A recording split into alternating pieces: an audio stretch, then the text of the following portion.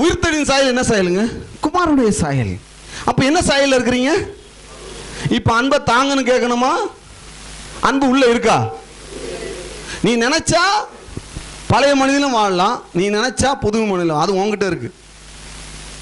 செத்து போன ஆளை இன்னொரு வசனம் சொல்லுதுன்னா, மரித்தோரை விட்டு எழும்பி கிறிஸ்துவனை பிரகாசிக்கும்படிக்கு. மற்றவெல்லாம் செத்து போனவன், நீ உயிரோடு இருக்கிற, நீயும் போய் அவன் கூட போய் படுத்துக்காதன்றார். நான் ஏன் பாவம் செய்யல தெரியுமா? நான் செத்து போன ஆள் கிடையாது, நான் பழைய மனிதன் கிடையாது. பாவம் செய்ய முடியுமா? என்னால் செய்ய முடியும். ஆனால் நான் ஏன் செய்யறது இல்லை? ஐ ஆம் ஏ நியூ கிரியேஷன். நான் ஒரு புதிய சிருஷ்டி. பழைய மனிதனுக்கும் எனக்கும் சம்பந்தமே இல்லை, இச்சைக்கும் எனக்கும் சம்பந்தமே இல்லை, மாம்சத்தின்படி நடக்கிறதுக்கு எனக்கும் சம்பந்தமே இல்லை. ஏன்னா தேவனுடைய சாயலாக, குமாரனுடைய சாயலாக நான் சிருஷ்டிக்கப்பட்டிருக்கேன். எல்லாம் சொல்லும்போது நான் குமாரனுடைய சாயலாக சிருஷ்டிக்கப்பட்டிருக்கிறேன்.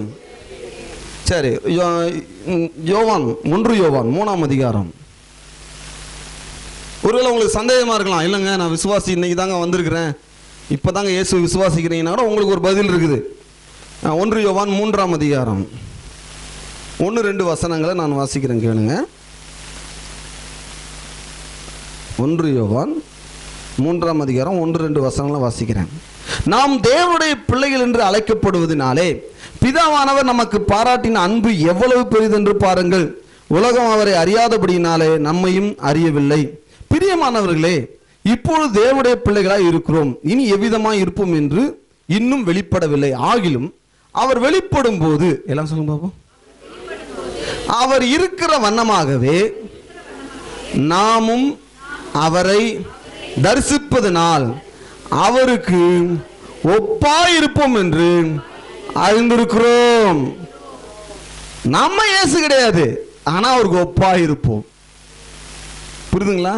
இப்போ அவர் இருக்கிற வண்ணமா நாமும் அவரை தரிசிப்பது. அப்ப நீங்க இயேசு வந்துட்டார், இன்னைக்கு வந்தாருன்னா யாரை போல தரிசிப்பீங்க? அவர் இருக்கிற வண்ணமா நாம் அவரை தரிசிப்போம். அவர் இருக்கிற வண்ணமாக நாம் அவரை. அப்போ அவர் வந்தார்னா இந்த பழைய மனிதன் இல்ல, அந்த சிருஷ்டித்தார அந்த புதிய மனிதனை பார்த்து அதை போலவே அவர் இருப்பார். இப்ப நான் கேட்கிறேன், மாறணுமா? ஆயத்தமாகணுமா? ஆயத்தம் எங்க ஆயத்தப்படுத்துறது? பெட்டி படுக்கை தான் எடுத்து வைக்கணும், ஒரு 4 சட்டை அயன் பண்ணி வைக்கணும். ஏன்னா பரலோகத்தில் போய் போடுறதுக்கு. அதுவும் சொன்னாலும் சொல்லுவாங்க நம்ம ஆளுங்க, பரலோகத்தில் போடக்கூடிய சட்டை 10,000 ரூபா கொடுத்தா நாங்கள் கொடுப்போம்னு சொன்னாலும் சொல்லுவாங்க. நம்பாதீங்க. ஏய், ஆயத்தப்படுத்துறது நான் இல்லை, ஆயத்தப்படுத்துறது கர்த்தர். ஆயத்தம் எப்ப படுத்திட்டாரு? அவர் இயேசு கிறிஸ்து சிலுவையில அரைஞ்சி மரிச்சு 3 நாள் உயிரோடு எழும்பினதை நான் விசுவாசிக்கும் போதே எனக்காக ஏற்கனவே அது ஆயத்தம் பண்ணப்பட்டிருக்கிறது. நான் விசுவாசிக்கும் போதே அந்த சாயலை, சுவிசேஷம் தேவனுடைய சாயலா இருக்க அந்த சுவிசேஷத்தை விசுவாசிக்கும் போதே அந்த சாயல் எனக்குள்ள வந்துருச்சு. அந்த சாயல் தாங்க இயேசுவின் சாயல். இப்ப நான் பழைய மனுஷனா புதிய மனுஷனா? பழைய மனுஷனா நீ ஆயத்தம் ஆகணும், புதிய மனுஷனா மாறிதான் நீ பரலோகத்துக்கு போகணும். சில சொல்லுவாங்க அந்த காலத்துல பரிசுத்தம் இல்லைனாலும் உன்னை சாகும்போது உன்னை பரிசுத்தப்படுத்தி ஆண்டவர் எடுத்துக்கொள்வாரு. நிச்சயமா சொல்றேன், சத்தியமா சொல்றேன், ஆண்டவர் பரிசுத்தப்படுத்தி எடுக்கிறவர் இல்லை. ஏன்னா ஏற்கனவே அவர் பரிசுத்தமாக்கி விட்டார். வசனம் புரியல பாருங்க. நாம் இருக்கிறது எப்படி இருக்கிறோம்? அவர் இயேசு கிறிஸ்துவை போலவே இருக்கிறோம். எப்படி இருக்கிறோம்? ஏன்னா அப்பா இவருங்க இயேசு கிறிஸ்து போல நான் இல்லைன்னா இயேசு கிறிஸ்து ஏன் வரணும்? ஏன் மறிக்கணும்? ஏன் அவர் ரத்தம் சிந்தியும், அவர் என்னுடைய அவருடைய தழும்புகளை ஏற்றுக்கொண்டோம், அவர் எனக்காக சாபமாகியும், அவர் எனக்காக வியாதியாகியும், அவர் மறிச்சும் என்ன சொல்றாங்க? அவர் மறிச்சிட்டாரு, ஆனா நீ அவருடைய பிள்ளை கிடையாது, நீ அவருடைய சாயல்ல கிடையாது. நீ எங்க செத்து போன பிறகுதான் ஆண்டவர் உன்னை மாத்த போறாரு. அப்படின்னா பொய் இல்லை. என்ன பண்ணுவாங்க? 2 பேதுரு புஸ்தகம், நேற்று இந்த வசனத்தை வாசிச்சு கொண்டு இருந்தேன், திடீரென்று 1ஆம் வசனத்தை நான் வாசிக்கிறேன். கள்ள தீர்க்கதரிசிகளும் ஜனங்களுக்குள்ளே இருந்தார்கள், அப்படியே உங்களுக்குள்ளும் கள்ள போதகர்கள் இருப்பார்கள். அவர்கள் கேட்டுக்கதுவான வேத புரட்டுகளை தந்திரமாய் நுழைய பண்ணி தங்களை கிரயத்து கொண்ட ஆண்டவரை மறுதலித்து தங்களுக்கு தீவிரமான அழிவை வருவித்துக் கொள்வார்கள். அவர்கள் எதை மறுதலிக்கிறாங்க? சிலுவையை மறுதலிக்கிறாங்க. நீ இயேசுவை போல தேவனுடைய சாயல இல்ல அப்படின்னா எதை மறுதலிக்கிறாங்க? இயேசு கிறிஸ்து பாவ மாம்சத்தின் சாயல் ஆகலன்னு சொல்றாங்க. இயேசு கிறிஸ்து எனக்காக பாவ மாம்சத்தின் சாயலானது உண்மையானால் அவருடைய உயிர்த்தெழுதலின் சாயல் நான் என்ன வச்சுதான் உண்மை.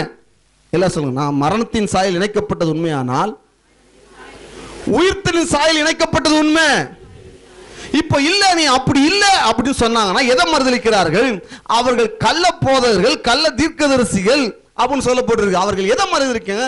தங்களுக்கு கிரயத்துக்கு கொண்ட ஆண்டவரை மறுதலிக்கிறார்கள்.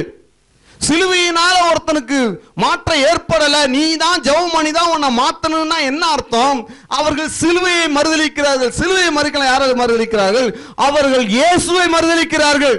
இயேசு வந்ததுனால எந்த பிரயோஜனமும் கிடையாதுன்றாங்க. அப்படிதான் வேதவசனம் சொல்லுது. அவர்கள் நம்ம தங்களுக்கு கிரயத்துக்கு கொண்ட ஆண்டவரை மறுதலித்து தங்களுக்கு அழிவை ஏற்படுத்திக் கொள்றாங்களாம். நான் என்ன பிரசங்கம் பண்றேன்? சிலுவையினால் வந்த மாற்றத்தை பிரசங்கம் பண்ணுகிறேன்.